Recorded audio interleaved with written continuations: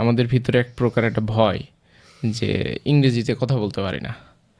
তো এই প্রথমত এই ভয়ের উৎপত্তি স্থলটা কোথায় এবং আসলে কেন কথা বলতে পারি না? আচ্ছা, খুবই খুবই কমন একটা কোয়েশ্চেন, হাজার হাজার মানুষ এই কোয়েশ্চেনগুলো করে। আসলে কথা বলতে পারি না কেন? আমরা কি কখনো কথা বলার চেষ্টা করেছে কখনো? না, আপনি বলছেন বই পড়েছেন, রাইট? কি পড়েছেন বই? ভোক্যাবুলারি পড়েছেন। সো ভোক্যাবুলারি তো আপনি জানেন। আপনি গ্রামার পড়েছেন, গ্রামার তো আপনি বোঝেন। আপনি একটা জিনিস লিখতে চেয়েছেন, সেটা শিখেছেন। পরীক্ষায় পাশ করার জন্য বই পড়েছেন, রাইট? সেটা তো আপনি আসলে পেরেছেন। কিন্তু আপনি কখনো কি, বা আমরা কখনো কি ছোটবেলা থেকে ইংলিশে কথা বলার চেষ্টা করেছি? আসলে চেষ্টা করিনি। আমরা শুধু একটা সাবজেক্ট হিসেবে এটাকে নিয়েছি। আমরা যদি ইংলিশটাকে একটা ভাষা হিসেবে নিতাম, তাহলে কিন্তু খুব কম সময়ের মধ্যে ইংলিশটা আয়ত্ত করা সম্ভব হতো। সো ভয় কেন? আমি আমি নিজেও তো ভয় পেয়ে পেয়ে বড় হয়েছি ইংলিশে।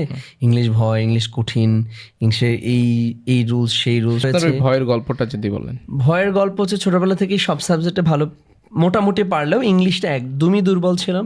কলেজে উঠেও ইংলিশে দুর্বল ছিলাম। পরে ইংলিশ শিখতে চেষ্টা করেছি, পরে ল্যাঙ্গুয়েজ ক্লাব করেছি আমাদের কলেজে, English language and debating club. সবাই মিলে চর্চা করার চেষ্টা করেছি, কিন্তু আলটিমেটলি কোনো কাজ হয়নি। সো পরবর্তীতে ঢাকায় এসে যখন দেখেছি যে আসলে একটা ল্যাঙ্গুয়েজ মানে ইংলিশ কীভাবে মানুষকে আলাদা করে দেয়, ইংলিশ জানা লোকজন আর ইংলিশ কম জানা লোকজন পুরোটাই কিন্তু এই দুই ভাগে বিভক্ত হয় ক্যারিয়ারে। যারা ইংলিশ জানে তারা এগিয়ে থাকে, যারা ইংলিশ কম জানে তারা পিছিয়ে থাকে ক্যারিয়ারে। এটাই তো আসলে সত্য আমাদের আমাদের বাংলাদেশের প্রেক্ষিতে যদি আমরা বলি।